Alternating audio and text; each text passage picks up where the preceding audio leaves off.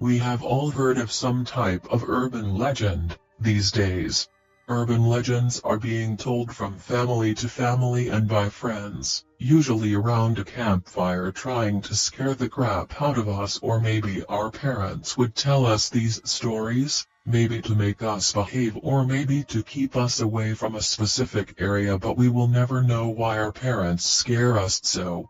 Maybe the reason why we don't believe in these stories is for the reason we don't want to, that there could be so much evil in the world. With this story I am about to tell you, this was told by my mother. Her friend had a daughter and this story happened to her. This gives me the creeps, and now because of it, I am too afraid to go down to the woods or even Lover's Lane. So here is the story my mom told to me and my friends when I was about 16 years old. I guess I told my mom that I was going down to the woods with my boyfriend later that night. As you can imagine, I was scared to death and now will never step foot there again. My mother's friend daughter and her boyfriend were on their way home from somewhere, not important. One night, the couple decided to make a detour and would spend some time alone in the woods. You know what lovers get up to these days. The couple parked off the main road, in a part of the woods, off the main track. They didn't really want it to be bothered with people passing by.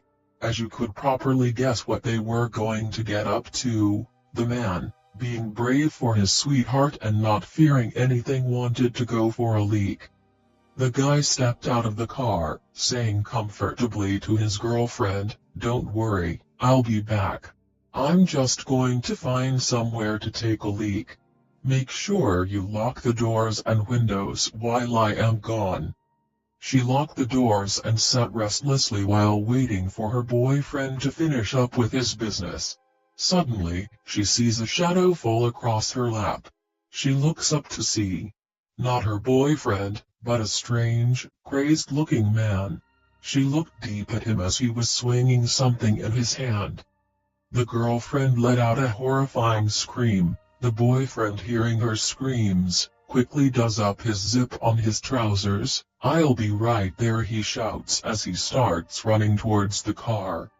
As the boyfriend runs to the car, this crazed-looking man starts to run away from the car. A sign of relief hits her as her boyfriend is on the way back and the other man was now gone. She kept waiting, but 5 minutes had passed. Her boyfriend never turned up.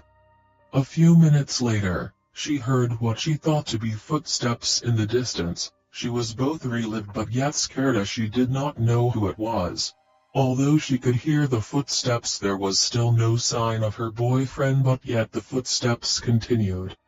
This continued for a few seconds until the girl realized that her boyfriend is most likely playing a joke on her. The girl decided that enough is enough and wanted to teach him a lesson and make him walk home that night. The girl now jumps into the driver's seat thinking enough is enough. Lucky the keys was still in the ignition. She turns on the car and starts to pull away until she hears what she thought to be a scream.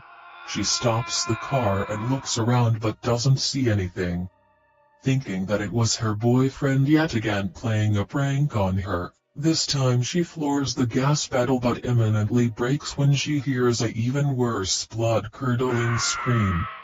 Now, not being able to contain what is happening, she gets out of the car to look around. Looking above the car, she turns white as a ghost as she witnesses her boyfriend's head on the roof and his body dangling from a rope that was attached to the bumper of the car. While looking up at the body, her eyes set upon a figure in the tree line. She screams as the figure waves at her and starts to walk towards her. Now, I don't know about you, but this story scared the pants off me. I would never be able to go into the woods again. Not even in the daytime. I am thankful that my mother's friend got her daughter back, but she is now scarred from that night and will need therapy properly for the rest of her life.